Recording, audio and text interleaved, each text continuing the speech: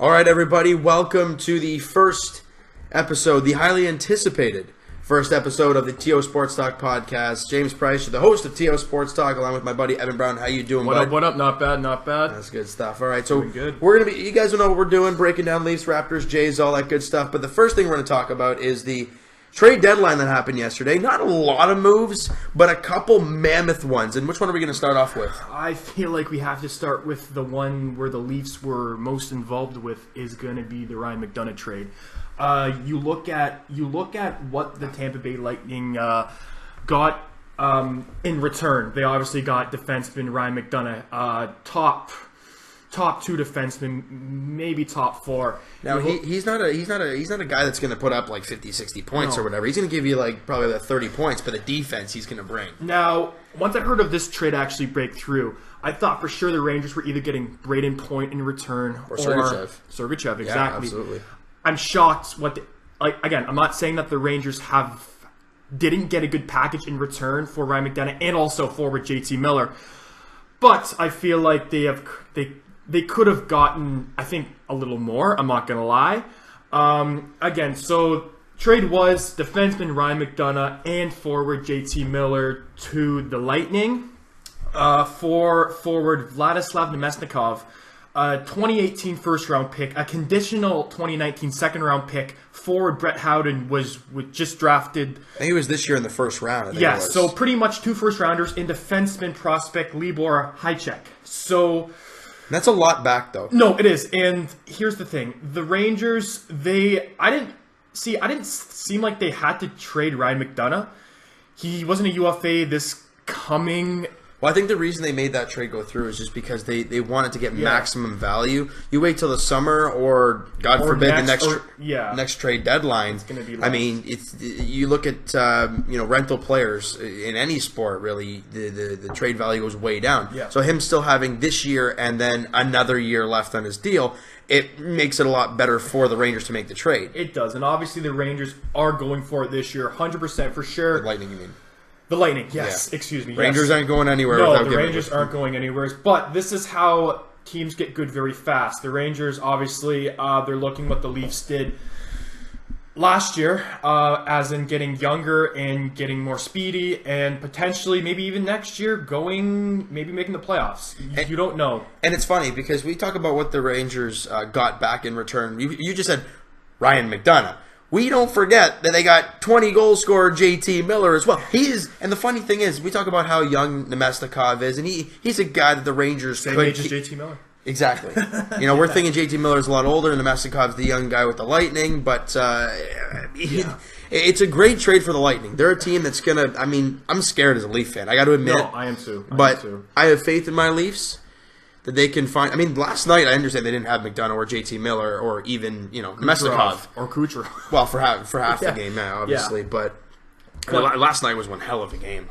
It's tough to see who can beat the Lightning, especially in the East. Yeah, they were so good before the trade. And just again, I was home last night or yesterday afternoon watching the trade deadline, and it was quite terrifying that the Lightning were in on Erik Karlsson.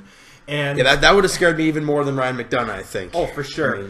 And I was surprised JT Miller got traded. JT Miller is he's a fringe first liner, definitely a good second liner. He really reminds me of Kadri points wise. Yeah. And he doesn't have the grit, obviously, of Kadri, but he could put up 60 points. I don't know.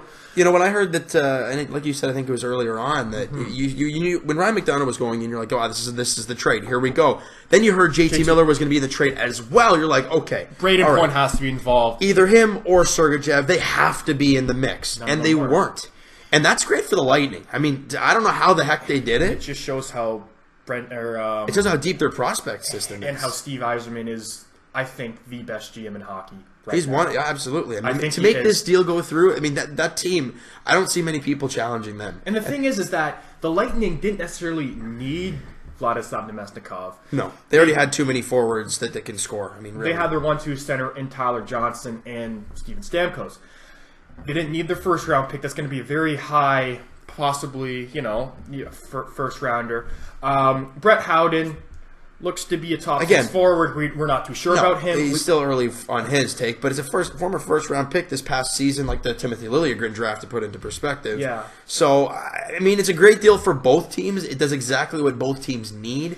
Now, going to the Leafs standpoint, because I was anxious and a little bit kind of iffy if the Leafs were going to go for it, and it was the Leafs, Pittsburgh, and the Rangers were going for it. Now, it was because Pittsburgh was out of the mix, and it was by my understanding, it was the Leafs in the rain in Tampa. Right, and then with that being said, with this trade gone through and everything, we know what they gave up. As a Leaf fan, what would we have been able to give up? Like I'm saying, they would have at least asked for somebody like Timothy Liljegren. That's kind of your Brett Howden type of thing. Maybe a Travis Dermott or somebody along Andreas Janssen. Those are guys that are expendable. But because of the forward depth, but I don't know if they asked for a first round pick. If they asked, I don't know what the deal was. Of course, it would have been tempting getting Ryan McDonagh for definitely the cup run, because that's what we're looking to go for this year. And then Leaf fans got to look into perspective. Okay, what did we learn when Mike Babcock and Brendan Shanahan came into play in the first place? They said, quote, I'm pretty sure, there's going to be pain. It's going to be hard. It's going to be tough. And you know what? That doesn't mean do what the Buffalo Sabres did and tank for a couple of years, get some good prospects, and then go free agency. And then go in free agency and sign a couple bums. And look where they're at right now, in the bottom of the league. Yep. This Leaf team has stayed packed to, quote, the Shanna plan. Yeah. And they haven't gone out crazy in free agency. They haven't gone nuts in trade deadline and trade a bunch of young guys for a veteran. They haven't done any of that. Trade Brian Boyle and obviously now Thomas Buchanan's, but those type of trades you can do. You're trading a second-round pick. You had two of them, so you still have a second-round pick. You traded Renat Valley, a guy who probably is never going to play on the team. No. You play Kirby Reichel. I mean, he had a good year with the Marlies last year, but he regressed hard this year, and he really wasn't going to find a spot either. No, especially with the Leafs' crazy forward. Well, he had Soshnikov and Levo over him, sitting there in the press box waiting to get into the lineup. Exactly. So there's no way there was no way he was going to make it in. So that's why I was totally okay with this move. In Montreal, seeing that Kirby Reichel was a former first-round pick, that again, it is a little juicy when we got to be able to go with Scott Harrington. Yeah, I mean, I'd take that again in a heartbeat. Scott Harrington for Kirby Reichel, conditional fifth, exactly. But with that trade, we'll move on from that one. I think the next big trade, and something that was kind of surprising actually, the Vegas Golden Knights picking up Thomas Tatar from the Detroit Red Wings, and that's a great fit. I think Vegas is going to do well with him. However, the return that Detroit got now. Did Detroit did they retain salary on Tatar? I don't think so. I think it was straight up. I don't think so either. And if I were Vegas, I mean, I wouldn't. If it's working right now. See, the thing is, though, you want to go for it now. I understand that. But if it don't broke, don't fix it. And I feel like what Vegas is doing right now, it is a little shocking. But George McPhee has been and always will be aggressive when it comes to acquiring players, and he did it right here. Detroit got a steal. Again, Thomas Tatar is more like a JT Miller. Can put up 55, 60 points. I don't think he can get over 60 points. I think he's 27 years old. But you get a first-round pick. I don't know if that's Vegas' first round. I'm pretty sure it is. I'm pretty sure it's Vegas' 2018 first round, their 2019 second round, and a 2021 third-round pick. So, obviously, Detroit's in the middle of a rebuild. You just got a lot back for Thomas Tatar. A lot.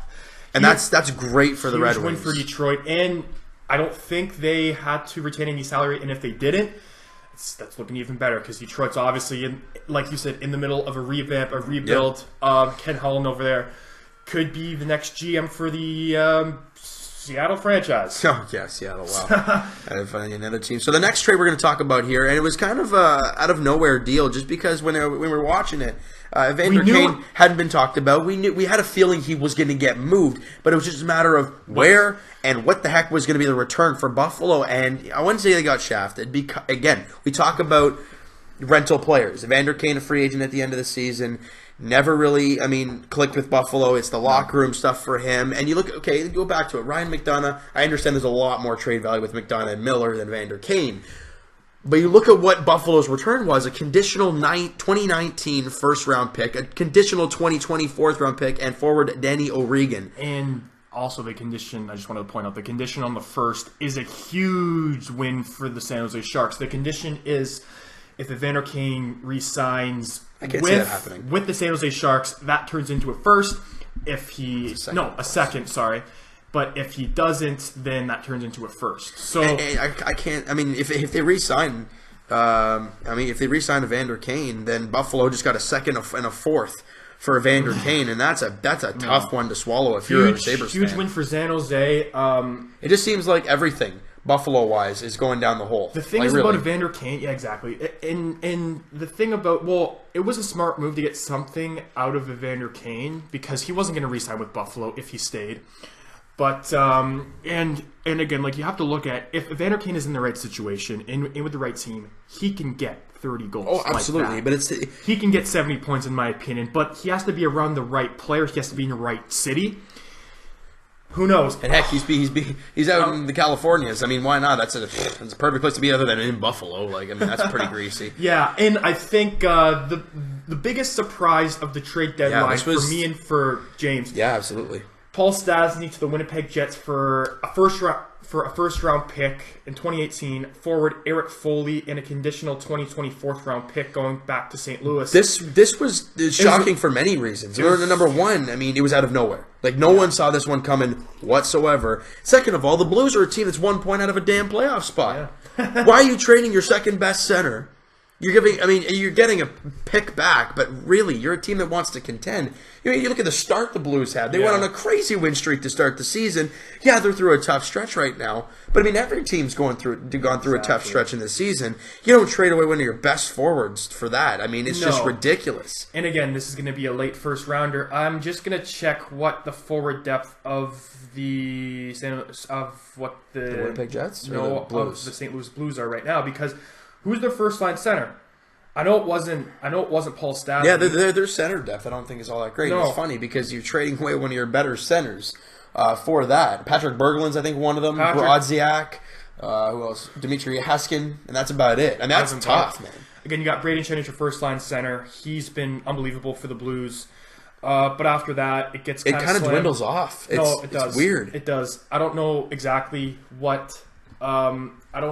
Is Paul Stastny a UFA at the end of this year? Whether he is or not, you're trying to contend. Yeah, you are. And you're trading him to a division, because they're both in the Central. That's like the Leafs trading JVR for a pick. Does it make any sense right now? In the same division. Yeah, it makes no sense. It makes absolutely no sense why the Blues make that. And so now that we're done talking about the big trades, in the entire NHL, let's talk about the Leafs. They acquired Thomas Buchanan. If you guys did not see the video on the channel, go check that out. But if not, we'll talk about it on here. First impressions of Thomas Buchanan? The first impressions were awful. I mean, I gotta say, he gave a bad turnover that led to a goal and 2 penalties. However, you gotta think of it this way: Thomas Buchanan is coming into a game. 2 of the top teams in the Atlantic Division fighting. The Leafs are on the road in Tampa. You're playing a new team. He has not played with any other team other than Montreal. And he's never been coached by Mike Babcock. It's such a tough situation. He was just fired into. So Leaf fans, give the guy a break for now. Let him work things out. And if he's like this by playoff time, yeah, okay, fine. There's an issue. But it's 1 game in. Fine. If we're looking at him as a whole, I love the trade. Yeah. I do too. And again, like the thing is about center depth, it's huge especially in the playoffs. Pittsburgh last year, you look at Pittsburgh, how they had crazy center depth. Yeah. They just acquired Derek Brassard, so there's more center depth. And they're going for a 3rd Stanley Cup, which is pretty insane. 3 in a row. Terrifying. I love this trade for the Leafs. And again, Thomas Buchanan was... I'm kind of trying to compare it to the Brian Boyle trade of last year. Oh, you know what? It absolutely Brian Boyle was never on the top line in Tampa on the Rangers. He was always looked at as a 3rd line, 4th line guy. Thomas Buchanan's, again, it was close to 10 years ago, but he was on the 1st line. Yeah. Even maybe 4 years back, he was on the 2nd line. So he could put up points. I'm not saying he's going to do that at 35 years of age. Honestly, when I look at Thomas Buchanan, I literally see a Brian Boyle. The size, no, I agree. Brian Boyle's a freak in nature when it comes to his size. Well, but what Thomas Plekanec is going to give you, he's going to win you faceoffs like we thought Brian Boyle would be when he came here, and he's going to kill you penalties if he's not in the box himself. But the thing is, what separates Plekanec from Boyle is that Plekanec can move up to potentially his second speed. line. I saw yesterday that his speed. I mean, he was pretty quick out there. He was, and he has definitely more upside offensively than Brian Boyle. Yeah. That's why you can put him. He kind of reminds me of a Michael Frolik, as in you can put him on pretty much any line, and he can produce somewhat. But obviously, the Leafs are going to be using him for a fourth line, third line kind of role. Switch him with Bozak. But again, you obviously made a video about it, so we're not going to go. We're not going to go too crazy about it. But I love the deal. And a lot of Leaf fans, and I understand why you're like, oh, why did the Leafs push hard for McDonough, or why the heck didn't they push for Erik Karlsson or anything? Look, do you want to like we said earlier about the Shanna plan? Why are you willing to give up huge assets? Why are you giving up massive, massive assets for a guy that, well, if you required McDonough, he'd be gone in a couple of years. I mean, after this season, or not after next season, he's a free agent. He's a UFA. You got Matthews, Nylander, Marner to sign. And are you going to find $5-6 million to sign Ryan McDonough? At least, not a chance. And not even that. What you would have to give up for McDonough, I think Luz is smart enough to hang up the phone after, because I guarantee you the Rangers wanted a Timothy Liljegren, or even a Kapanen. Yeah, and we've seen lately what Kapanen has done to this Leaf team. He's put a spark in them, or what? I don't know what he's done. But he looks fantastic out there. Definitely. I think we're going to mosey on around though. I mean, mosey on from the Leafs and from the NHL. I mean, the trade deadline has come and gone now. We've broken down the Leafs trade. One last thing. What do you think the Leafs are playing tonight? Against Florida, yeah. Against Florida. Are you expecting him to bounce back? Yeah. Absolutely. I mean, he's played once. They probably had a morning skate because it's not far from Sunrise to Tampa. I think he will. And obviously the Big Mac himself is going to be in net tonight, Curtis McElhinney, and I mean that guy's been a freak of nature all season. Yeah, he has, and I'm surprised that we gave him a 2-year deal. But I'm not surprised. I don't care now. I mean, no, the guy's been, I don't either. At 35 years of age. Whether he's 35 or 40, he's been a backup his whole career. It's not like he's played every single game of the season. So exactly, and it's good to see Josh Levo get. He looked good out. He looked great out there last night. I mean, I was really impressed with him. I mean, then again, we've always been impressed with him. It's just hard to find a spot. Exactly. But like I said, moseying on along here. We're just trying to get through things here. The Toronto Raptors still first place in the Eastern Conference by half a game over the Boston Celtics. Both teams win yesterday, so nothing changes. Not at all. I don't know. This Raptor team, they show flashes one night and then they're ice cold the next, and that's the showing of a young team, a young bench especially. Mm-hmm. But from what we saw from Raptors last night, I mean, my goodness. Oh, the second half, they just came out flying. The rookies showed their oomph. Yeah, absolutely, and even the starters when they were out there were absolutely on a tear. I mean, that whole second. You go into the what was it? The Raptors in the second half were plus 23. Yeah, plus 23. You have to realize though who we were facing. I get it was yes, but you just came off a really emotional loss to the Bucks. Yeah, and I get that. That's tough, especially with a couple days off in between. It's a real grind and it's a tough one. Oh, for sure. And to come out in this game, and yes, the first half wasn't the best. It wasn't the greatest. They were winning. They were up by 6 at the half. But then you look at what they did in the second half, winning that quarter, 64, what was that, 33 or something like that? It's a joke. Question for you. Do you think the Raptors have the best bench in the league? Arguably, yes. I mean, some people are going to say, oh, Golden State has best bench. I mean, look, the Raptors all around, the chemistry of the bench, the movement, the defense, just about in every aspect, this bench is unbelievable. It's amazing how we got Fred VanVleet for pretty much nothing. He was an undrafted free agent out of Wichita State. I mean, that's just that. I mean, you look at the bench, right? Fred VanVleet, the guy's been a freak of nature. We all know he's averaging 8 points a game, and that was at 5 at one point. We know what he's done as of late. He's been fantastic. Yeah. DeLon Wright, 8.3. This is your bench. Not a lot of teams can say that their bench is doing this well. You throw guys like Pascal Siakam. We've talked in the last few videos about him and him being on an absolute tear. He's averaging almost 7 a game. Yeah, Caperto, this guy's defense. I mean, this guy, he's blocking everything. You know, big blocks last night. That huge jam down on Drummond. That was a nice one last night. And he's averaging almost 7 a game. You know, I mean, the bench, not only are they putting up the points. They're young guys. They're young. They're very young. I mean, I think your oldest guy is DeLon Wright at 25 years old. And he's a first-round pick. Yeah. And he's going to, like you said, develop. Absolutely. Well, he's had some injuries, so the development has slowed down a little bit for him. And again, I think that the main difference between the Raptors bench compared to other teams is that, like you said, the age. Yeah. All of our first-rounders are on the bench, which is fine. And they're extremely young, and they're just developing every year. You look at last year. I mean, we had Pirtle, we had Norman Powell, we had Fred VanVleet, we got DeLon Wright, we had all these guys. Yeah, last year, but they just weren't. They weren't producing as much as we would have hoped. No. And you look at what they're doing this year. I mean, they're all overachieving. We came into the season thinking, okay, the bench is going to be the Achilles heel for this team. We know what the starters are going to do, and the bench is going to have an issue. We had a feeling that was going to be the problem. Yeah. But no, they've been the best thing that's happened to this team. And I think out of any young guy on the Raptors, I think OG is going to be someone special. Oh, goodness. Yeah, absolutely. He's 20 years of age. He was born in 1997. He's he's younger than me and James. That makes me feel like a failure. My goodness. I'm 21 and he's 20 and he's in the NBA and I'm just, me. It's crazy. It's crazy. Because everybody outside of the Raptors fan base is like, there's another first round, second round exit. Here we go. Their core's getting older. Which it is, but they don't understand the bench and how young it is and how much promise that the Raptors do have from years going forward. Yeah. Like you said, it's really hard, especially in the NBA, to develop, to do what the San Antonio Spurs have done, and that is like draft late, develop them into studs. To be years on years of good record and playoff wins and championships, really, from guys that you drafted, like you said, in the second round, late first round, to end up being something. It's extremely difficult, and what Masai Ujiri is doing with this team, I love it.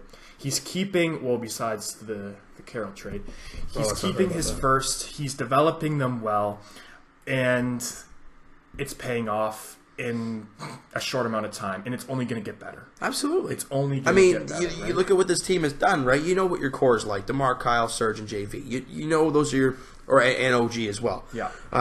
But all those guys are signed for what? At least 2-3 more years. Yeah, and then they're obviously going to get big paid. If they do end up developing into what we think they will be, but once you have to realize Kyle Lowry is getting up there in age. Absolutely, but you've got guys like DeLon Wright, Fred VanVleet growing in the weeds, ready to come in and take over that spot once Kyle is done, and also free agencies out there when you lose that contract and all that. The one thing that I'm kind of a little bit eerie about Fred VanVleet.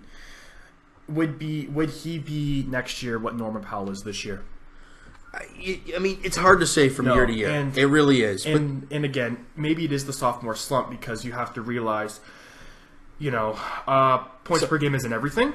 No, it's not great for Norman Powell. With Norman Powell, it's confidence. I mean, I think that's all it is, really. And I mean, you look at him last game. I mean, he didn't play much. He only played 9 minutes last game, but he had 7 points and shot a very good percentage. I think he shot 3 or 4. He's part of the bench, and he's barely playing. Yeah. It tells you how deep this team actually is. Exactly. But the big question everyone has is, can they do it in the playoffs? And this is getting to a question that somebody asked us on Twitter. Yep. Do you think we're going to get past the Cavs this year? Rather it be in the conference finals again, whatever. You have to look at the revamped Cavs and what they have done, right? Yep. And it didn't look pretty last year at all. No. I mean, that was atrocious. But you got to admit, they don't have Kyrie Irving anymore, and you see how much that's affected this team. Yeah. Now, with the addition of George Hill and Jordan Clarkson and Larry Nance Jr., I mean, they look like Rodney Hood as well. They look like a different team. However, I think they've lost a few games coming out of the break, and they haven't really looked all that great. No. They went on a great little streak there to end off the first half of the season. But you look at them as of late, they've lost. They lost one. I think they've lost 3 of their last 4 or something like that. No, they lost 2 of their last 3. They lost to Washington. They beat Memphis. Then they lost to San Antonio. And those are premier teams, Washington and San Antonio. Look, anybody can beat Memphis. We beat Memphis. The Celtics beat them last night. Cleveland beat them. That's fine. But it's what you do against the good teams. And the Raptors, I think they're only, 1 game over 500 when it comes to plus 500 teams. Yeah, and again, that's something to look at. And I don't think you have to worry so much about the Cavs this year. I think it's mainly the Celtics, because the Celtics... You know what, though? I mean, you look at the way the standings shape up right now, and let's say the Raptors are either first or second place, and it stays like this.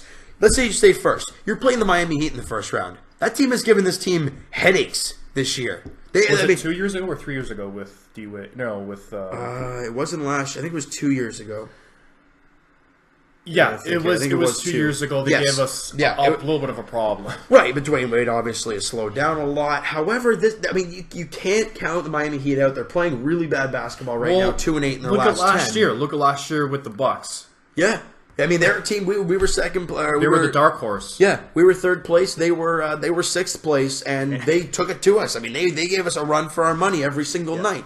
And okay, let's say the Raptors come second place. You got to face the Philadelphia 76ers, and that team has showed a ton of fight this year. I don't know who I'd rather want to face, the Bucks or the... Right, we keep thinking about, who are the Raptors going to play in the second round? You want to avoid Cleveland, you want to avoid Boston, you want to avoid all that stuff. Let's work with the first round first. Because because with this team, we don't have that much playoff experience compared to some of the other teams, Right, but when you look at guys like Philadelphia, that's a team that doesn't have a lot of playoff experience. No, I get it. But then again, Miami, Dwayne Wade's been there. Dragic has been there. Whiteside has been there. They're a good Waiters. team. They're a good team. Yeah. They've got. Some of their Waiters, I think, is hurt. He's been hurt for most of the year, but he's a guy that's going to be maybe back for the playoffs. I'm not even sure, but. The thing for the Raptors that is different this year compared to previous years, and I flippin' love it, is their home record. To be able to take care of business on your home floor is huge. You need to, because... The Raptors are 25-5 at home. Yeah, and that's staggering thinking about that, because you look at... We're obviously going to get home court advantage in the first round, maybe the second round. Yeah. And... if you can't win on your home floor, you're not winning any games. No, absolutely not. And I mean, you look at what the Raptors have done in big games this year on the home court. They obliterated Cleveland. They beat them by 30-plus or whatever it was. Yeah, oh yeah. And then they took it to Boston as well. They did the same type of thing. They obliterated them. Those are your second and third in the Eastern Conference. Yeah.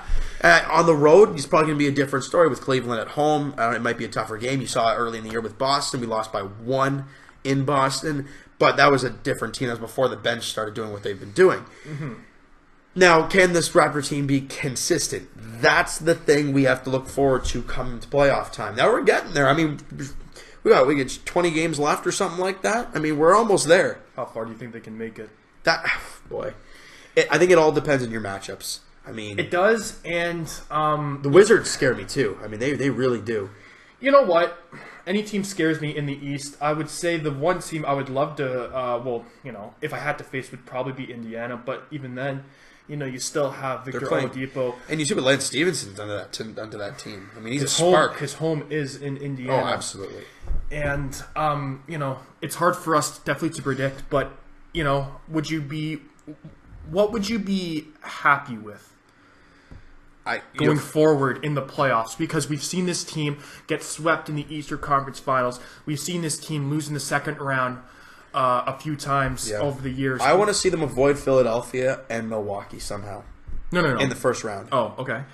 But, I can't see Milwaukee dropping to 8th or anything like that unless Miami and Philadelphia go on an absolute tear. You know what? I see the one dark horse to make the playoffs would probably be. You know what? Again, I think your top 8 is pretty much set. I think so too. I can't see Detroit climbing any higher. Charlotte, I mean, they've been playing good basketball, but I can't see that team going anywhere crazy. Maybe if Blake Griffin could carry that team, yes, but he's having a tough time right now, and that doesn't bode well for them. And we just obliterated them last night. Right, right. And if that's your team, you're going to face the first round. Thank you very much. But again, back to the question at hand. What would you be happy with going forward this season? With how far do you think I'd be happy with them going? Yeah. I don't know. What would be a success for you? I think this team, if consistent and if they can play well during the playoffs, I think this team can make it to the finals. It's going to be a tough one, though. It's going to be tough. It's going to be a grind, but that's the way the playoffs should be. No. You shouldn't have a first-round matchup, we're going to sweep them, no problem, and then you do so. It shouldn't be like that. No. Well, I mean, that's why I love what we got going on here. I feel like taking a team to either 6 or 7 games and losing, I know it's going to be tough for the fan base. I feel like that would be a step in the right direction, especially for the young guys and for DeMar DeRozan to get a win under his belt in the Eastern Conference Finals. And Lowry. Absolutely. And the whole team. It's all about consistency when it comes to Lowry in the playoffs. Yeah, I mean, because he really hasn't shown himself in the playoffs much at all. DeMar, I mean, he showed flashes the last few years, but it's consistency. You saw what they did last night. And the reason I love what happened last night is Kyle and DeMar, Kyle took 10 shots. DeMar took 9. We're used to these guys taking 15 a game. And you know what happened? They took their shots. They got good looks. They knocked down their shots. They got to the free throw line. And what else did they do? Facilitate the other. Ibaka shot 14 times. But he was 7 of 14. He was 50% shooting, 19 and 9. Shoot him. Shoot it. What? Shoot him. Yeah, don't shoot him. But when you move the ball, when you get good looks, you got to knock down your shots. And that's been the problem with this team. Yeah. Another question here. Stephen W. on Twitter is asking, do you think the Raptors are making a move before the buyout deadline, which I believe it's the end of February? You know what? I don't think so. I mean, I really don't think they will, just because who are they going to go after?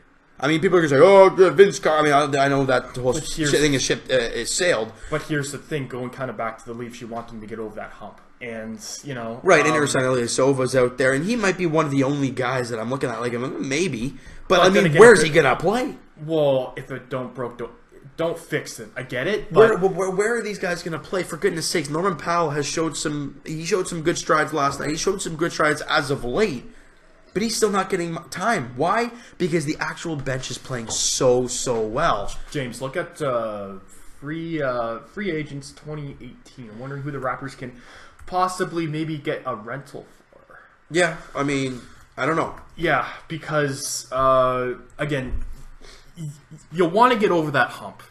And this team, it's not looking drastically different from last year. Again, we do have younger pieces on the bench, but the core is pretty much obviously the same. So maybe that one piece. Yeah, is there any top tier move? Oh, Kevin Durant. I mean, that's a joke. LeBron. Yeah, okay, I'm going to get away from those. Paul George. They're not going to go after them. Chris Paul. DeMarcus Cousins, DeAndre Jordan. We were in the mix for Clint Capella. I mean, I don't think that he's restricted anyways. Aaron Gordon's restricted. All these guys are restricted. Isaiah Thomas is unrestricted. We were in not the run, but we were interested in Jordan. Right. Jordan. Right. What would your opinion on that be? I mean, DeAndre Jordan is not a new NBA type of player. No. He's a rebound, dunk. You know what you're getting with Jordan, and that's, again, rebounder, like you said, dunker. And blocker, and that's about it. I mean, that's really about it. But that's pretty much what Bismack Biyombo gave you. And look where he is now, on the Orlando Magic. Yeah. I mean, that's just, I know, the way it is. But I wouldn't, and again, maybe even Tyreek Evans, you think? Or I mean, I think you can probably get him for cheap because, again, the Grizzlies are the Grizzlies. But right, but I think a lot of teams are going to be going after him. Yeah. And the Raptors really don't need like, that's the thing. What can they use? Where are they going to use him?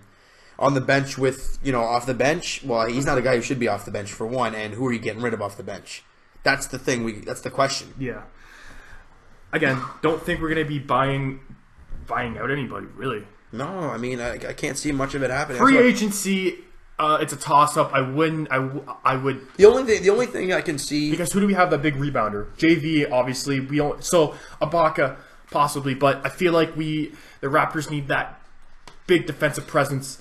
And well, I don't know if you'd be okay with coming off the bench, but in DeAndre Jordan. He wouldn't come off the bench. No. No, but that's definitely a name we can definitely throw out there. Yeah, it's an option, but I can't see it really happening too much. It's just weird because this team, the only reason I can see this team changing next year is via trade.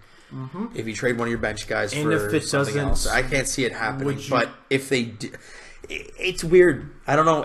I think it all depends on how this season goes. If they make it to the finals and they have, they give Golden State a run for their money, whoever they see, Houston, whatever, fine. That's okay.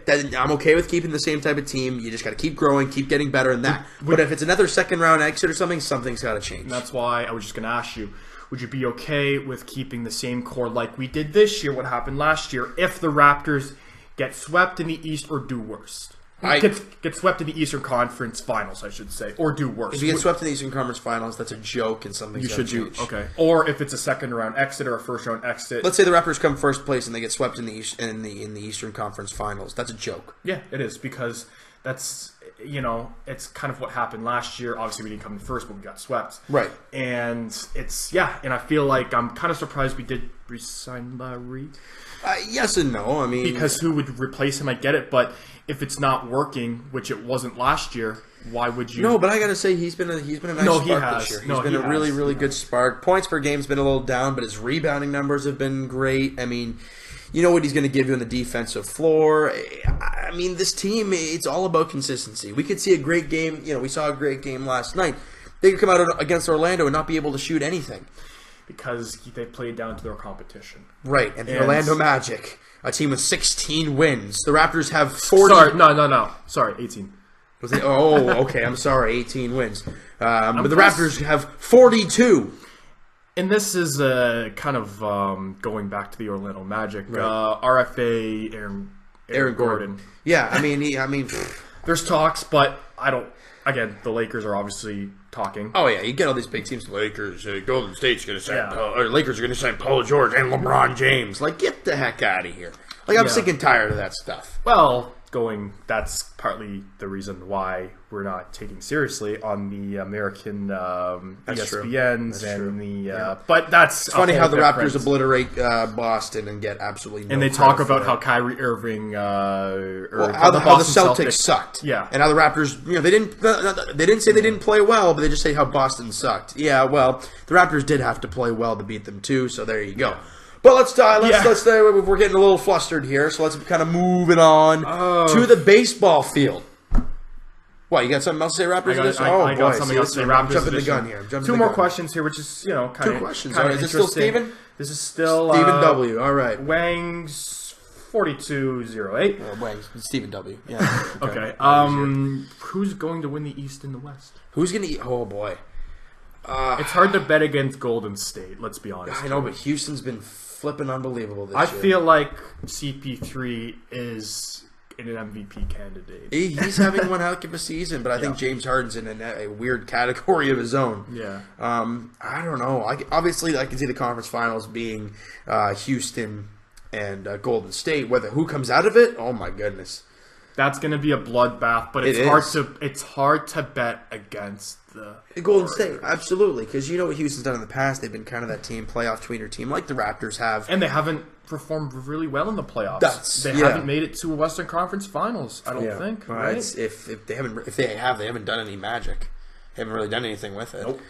Not at all. It's really been San Antonio and Golden State, and that's always a joke, especially last year when Kawhi Leonard went down. All that thing's over. Yeah. And in the East, I mean, my goodness. I mean, you can never count out LeBron. You can never count him out.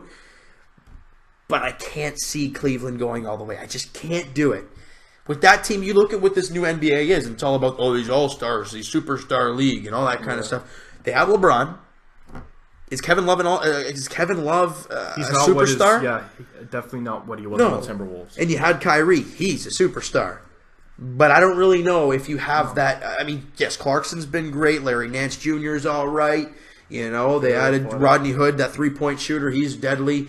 But I don't think they can come out of it. I think it's between Boston and Toronto, but that's going to be a dogfight too. It's going to be a fun time. Is that all for the questions? I'm just I don't know if Steven had any more questions for us. I mean, we I'm had just a few looking of them. how weak the West is. Oh, the West. Yeah. And yeah, that's quite shocking. NBA Finals predictions and how many games? Well, if we're saying let's just ballpark it here real quick. Let's say it's you know what? Let's just go off the board here. I'm gonna say Houston's gonna bypass the Warriors. Okay, let's say it's Houston and Raptors or Houston and Boston. I'm gonna say Houston and Boston. Okay, let's say Houston and Boston. How many games is that going to be? That would be an amazing finals, by the way. I don't know. Would it be 6 or 7? I think it would be a tough one. Both teams are very good. Boston's got the defense. They have the offense. I don't know. I don't know. Both teams are very good. Obviously, the point differential for the Houston Rockets is amazing. I mean, I think it's like 8.8 point differential. Yeah, and you have to look at James Harden and his production in the playoffs from years past. And, yep. And we all know CP3 and what he's done with the Clippers in the playoffs, right? Yeah.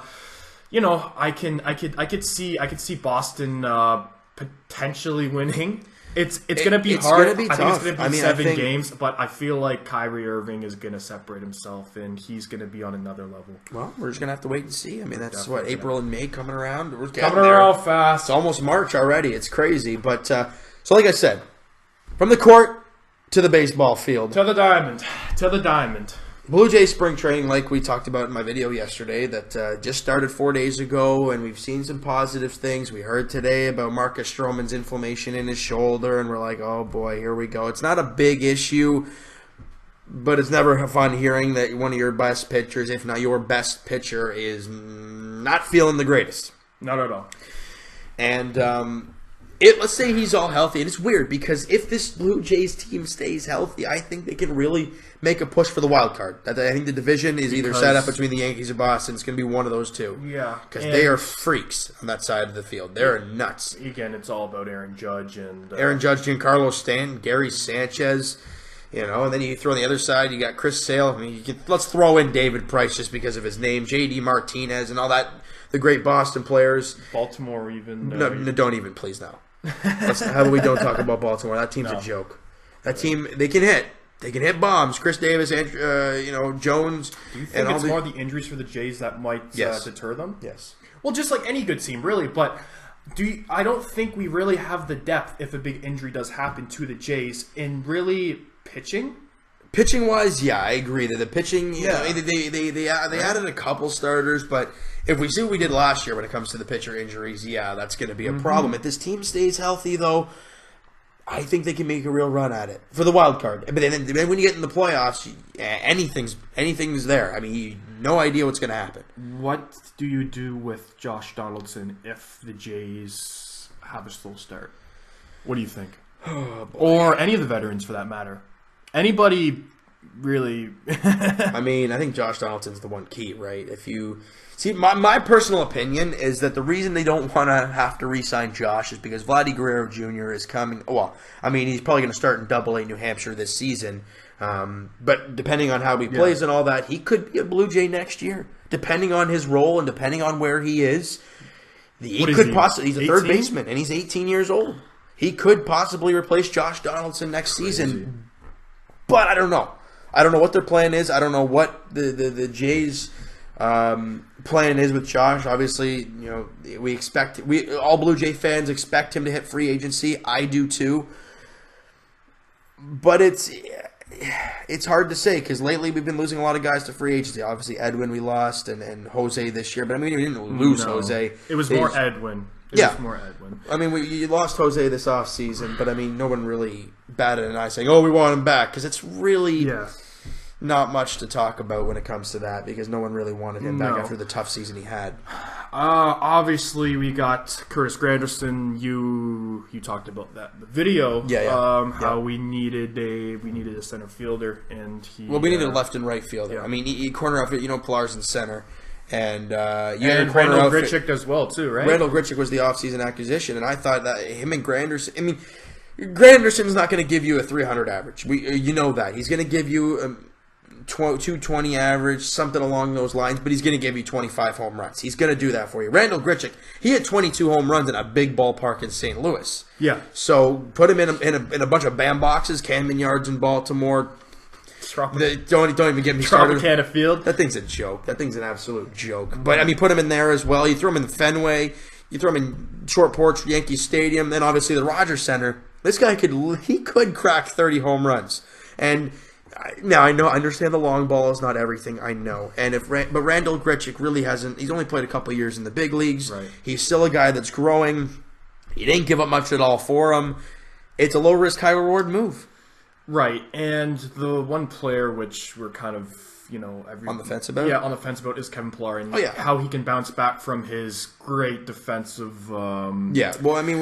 Not last season, obviously, but the season before that. Well, I mean, the whole team obviously struggled, but Kevin Pillar is a guy, could be on the trading block, we don't know. Right? I think it all depends on how the team does. If they're really down in the dumps this year, I think you got to really think about the future. Because Pilar is a great player right now. However, he is 29 years of age, so he's not a young guy anymore. I mean, if we're talking MLB experience, he still is. Yeah. But in actually age, he's not as young as we all think. So if you're thinking about, if the team starts off really bad and you look into June and the team is way under 500 and they're injured and it's a joke. Would you consider retooling the whole team? It's tough to say, but I think why not? And we thought this was going to happen last year, and I'm kind of glad we didn't, just because of the fact of you saw some signs, and health was a big problem. I mean, Aaron Sanchez won the ERA title 2 years ago. Right. He pitched about 20 innings all last year. If you pitch a full season, you're going to pitch about 200. He pitched 20. I mean, you lose your ERA title champ, and you barely get him for 2 games. Yeah, that's definitely going to hurt the team. It's going to hurt your team, especially with the lack of depth starting pitching we saw last year. I don't even know how many starters we went through last year. Every fifth spot in the rotation was somebody different, right. And none of them really took hold of a spot. Brett Anderson was really one of the guys near the end that he was okay, but didn't see him coming back. So I think a lot of it is health. It's health, and again, it's also chemistry. But you have to look at what the Houston Astros have done. Oh, they're a over the nature years, over them, absolutely. But they built through the draft. Yeah, you look at what that team did. They had to be really, really, really bad to get very good. Their core players, George Springer, Carlos Correa, Jose Altuve, Alex Bregman, all those names are drafted players or free agent or international free agents. And I think the Blue Jays right now are at a crossroad because we really have to think about the future of this team, and we don't want to be this middling team barely making the wild card. And that's what we have to really figure out this season. Even if we make the wild card, all right, is that really a success? In the playoffs, you win that wild card game, the momentum is through the roof. It's nuts. It's insane. But what this Jays team has is they've got some pretty good-looking prospects, but it's what they develop into is the big thing. You look at we know what Vladdy Jr. and Bo Bichette are. Those guys are both freaks in nature. They're both under 20 years old. They both could be in the big leagues next year. Yeah. That's amazing. That's your Tulowitzki and Donaldson right there. Mm-hmm.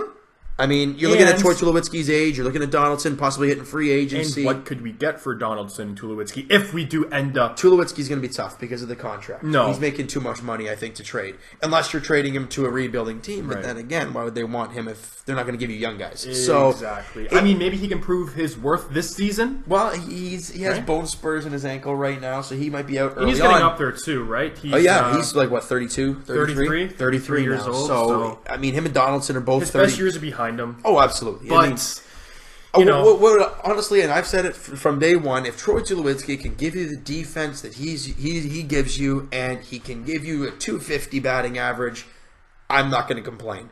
Because that guy's defense is something else. No matter what his age is, he's an unbelievable defender. Now, we've seen his bat dry up quite a bit, and it's been tough. Right. However, if we're looking at guys who could possibly be a dark horse and make the team, a guy that I've harped on since the middle of last season, my main man Ryan Baruki. This guy went through the system last year and just tore it up. Before last year, he was a little injured. He didn't have a 2012 15th round pick by the Jays. He's 23 years old. He's a lefty, 6'4". You look at last year in Dunedin. in high A Dunedin, a 3.58 ERA. That is very good. That is a serviceable number. He is a fantastic pitcher. Then he goes up to Double A. In 7 starts, he pitches to a 1.94 earned run average. That's insane. And that's a Double A. This guy just came up. Right. Then he goes up to Buffalo for a game and throws a 6-inning shutout for himself. 6 hits, 1 walk, 6 strikeouts in his 1 start in Buffalo. And anyway, he just pitched for the Jays. I think it was yesterday in spring training. He pitched 2 innings, clean 2 innings of work. This guy, if Jaime Garcia really doesn't work for this team, could possibly make the team out of camp, depending on how he does the rest of the spring. I mean, he's 23 years old. Very promising prospect. Absolutely. For sure. Absolutely. Quick question for you. Yeah. Do you think the Jays will make any more moves before the first game in April? Oh, I didn't think they would sign Sang-Wan-Oh to a 1-year deal, but they did, and I'm very happy they did. That shores up the bullpen quite a bit, but I can't see them going anymore. I think after that signing, I think you're pretty much good to go. I think you've got what you want. I think it's relievers that are still the big issue. Sang-Wan-Oh was obviously one of the people they signed, but because I know that's been the Jays' Achilles heel for a while. The lefty reliever is, and I think still will be this season, a problem. Why? Aaron Loop is your one guy.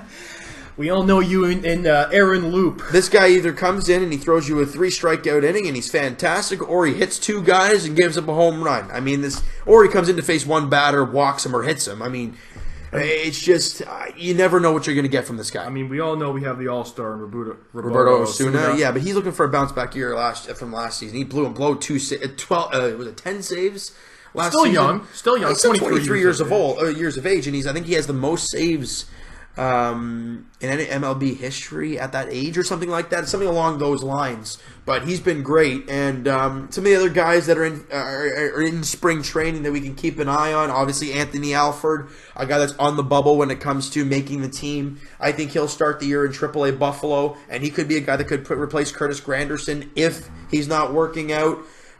Anybody else? Sean Reed Foley is another one that's in spring training, but yeah, I can't see him making the team, obviously. And again, if we do end up maybe moving some of our pieces that are on the Jays roster right now, we can bolster our prospect pool for sure. Right? I think it all depends on how the team does in the first few months of the season. How you do in April? We've seen over the last 4 years or whatever that this team has not the great April. They do not play well in April, and I think this year they have to start good. And I felt like I was in the minority when I said this, but I felt like the Jays last year should have retooled. And I think a lot of Jays fans wanted it, and I think because we all know we have hope, but how long can we have hope for with this team? You know? Yeah, well, with the loss of Edwin and it's hard, and Jose, it is hard because going back to the 2016 Blue Jays, where the walk off against Baltimore, the walk off against Texas. I mean, it was huge for the city. Absolutely. And then that offseason, you lose Edwin. The following offseason, you lose Jose. Edwin walked you off. I mean, obviously the Bautista bomb in 2015. Yeah. The Edwin home run against Baltimore in the wild card game. Both those guys are gone now. And nobody really replaced them. I mean, Kendrys Morales. That guy we saw last year had too many damn holes in his swing. I mean, it's sad. You throw that guy a curveball anywhere, he's swinging right through it. It's kind of like Chris Davis. Chris Davis, Colby Rasmus, vintage Justin Smoke, whatever you want to use. But this team, like I said, health is their big concern. If Osuna can stay healthy and he can be consistent, if the starting rotation can be the rotation we know a couple years ago and healthy, that's a great bullpen and a great starting rotation. And if the bats can stay healthy, I mean, I think, and consistent, if Justin Smoke can repeat what he did last year, this team, I don't know, the sky's the limit. But it could either go really good or really bad for this team. You know, I mean, we're probably going to know by, what would it be? April or late April, May, probably early June, what this team will be like. What this team will be really, really like. And whether they'll be a contender or a pretender. They could make some big trades in the offseason make some trades at the deadline to really bolster the team or to rebuild the team? That's the big question moving forward. I mean, I haven't stepped out for a bit, so I'm just going to take over for a little bit. Just kick the feet up, relax with you guys, and talk some Blue Jays, because why not? Spring training is here. But I'm proud of this team I'm proud of the management for not giving up. I really got to give that team credit, that management credit. They've been given a lot of garbage by Blue Jays Nation and all of Canada. They've been. No, you're back. All right. I got a mail delivery. So. Oh, well, would you look at that? All right. Well, pizza here. There you go. Okay, well, I'll take a slice of that. But. No, but again, like James was saying, we have to have hope with this Blue Jays club going forward. Give them a shot. All right, give them a chance. I'm giving them a chance. But this is the last straw. I think this is the last one for me. Last year was a mission to get through. Yeah. I mean, if they start out the season like they did last year in April, which was atrocious. For sure. I think something's got to change. I think at the deadline you move a guy like Estrada, Jay Happ, guys, Donaldson for that matter. It can bolster your prospect, but you're looking at a potential retool, rebuild type of thing. And an ugly season. Yeah. I mean, look, I'd be okay. What the Houston Astros did, look, I think as Jays fans, I'd gladly have this team rebuild fully and be a Houston Astros type of team. Yeah. As much as 108 losses, 110 losses is never a fun thing to go through. But you look, they won the World Series. They just won the World Series, and they're bound to repeat again this year. And I would be okay with having 3 years of horrible baseball, and afterwards win the World Series for this city. Absolutely. I mean, this team, the city deserves it. You look at the 2015 Blue Jays. We hadn't seen playoffs in 22 damn years. Best fans in the world. By far. I mean, let's say most emotional. Okay, all right. Because I mean, throwing beer cans. I understand there was one guy, but I mean, and you look at the Jose home run. Yeah, there's a lot of emotion in that, but beer cans and bottles were fired on the field and all that. I mean, I don't like it, but that's only selective people. I'm not saying that's all of Blue Jays Nation, but you know what, guys? I think it's about that time. We have one more question. We're just going to answer a few questions here, or how many other questions we have left on Twitter. If you guys actually haven't followed the TO Sports Talk Twitter, please do that. Link's going to be in the description. I will put the link in the description. And this is going to be every Tuesday. It should be every single Tuesday. Every Tuesday. Yep. If you guys enjoy it. If you guys, let us know in the comments. We enjoy it. It's always a good time, right? Let me know in the comments, guys, what you guys thought of this. And any feedback, anything you guys would like us to change. Maybe talk about the Jays a little bit more, Raptors a little bit more, Leafs a little bit more, or somebody a little less. Let me know what you guys think. Give us all the feedback in the world, and we'll kind of adjust it moving forward. But we have one last question. What is your favorite Toronto team? I can't. Look, if you've been watching the channel for a little bit here, you guys will know I can't answer that. You have to answer for the fans. I can't do it. All right, well, I'll tell mine. Go ahead. I got to say, it was the Leafs. It's the Leafs, just... Again, kind of a little brief history. What I really started getting into the Leafs and everything around 2012 season, and then when they had that emotional series against the Bruins, it really just put me over the edge. I love that team, and again, I love all Toronto teams because I'm obviously from Toronto. But for me, the Toronto Maple Leafs, this is a hockey city by far. Toronto Maple Leafs. Just going forward. Just for me, I mean, every time there's not when the Jays aren't playing. And it's like, right now, I'm like, I can't wait for baseball season to start. Right? And then when baseball starts, I'm like, I miss the Leafs and Raptors. This sucks. So it's like, that's why I can't choose, because I'm every day. I mean, you're talking to the TO Sports Talk man right here, right? So oh, yeah, the man. Oh, boy. So he likes all the sports. No, but for me, it'd have to be the Leafs, but I like all Toronto teams, really. And for James over here, it's... Yep. It's pretty neutral. It is pretty neutral, and I've always tried to pick one, but every time I pick one, I'm like, yep, the Leafs are my team. But I love the Raptors and Jays. This is killing me, right? So it's like I can't do it. But anyways, like we said, if there's any suggestions that you guys want to put in that we can maybe improve on, again, this is going to be our first episode. We're going to do this every Tuesday. Send your questions. Again, the link's going to be in the description for the Twitter. And yeah, again, any suggestions, any more, maybe more questions that you guys want to have for each team, whatever. Yeah. We love constructive criticism. It's always good. I mean, as constructive criticism is always good when you're just starting something new. Hopefully you love this podcast as much as we do. We love talking to you guys all It's a lot the of fun. time. It's a lot of fun. It's a lot of fun And, for us. Hopefully it's a lot of fun for you guys as well. As for me, I will be talking to you guys, I guess it'll be tonight as the Leafs take on the Panthers, looking to get back in the win column. That was a tough one last night. But, I mean, it's the shootout. We all love it. Okay, you guys know my feelings towards that. But Evan and I will talk to you guys as a joint crew next Tuesday. And send in your questions. If not, we'll think of our own questions and see what's going on in the news for MLB, NBA, NHL, Blue Jays, Raptors, and Leafs. Yeah, and we'll talk to you guys then, guys. I hope you guys enjoyed it, and I'll talk to you guys. Subscribe. I'll talk to you guys later tonight.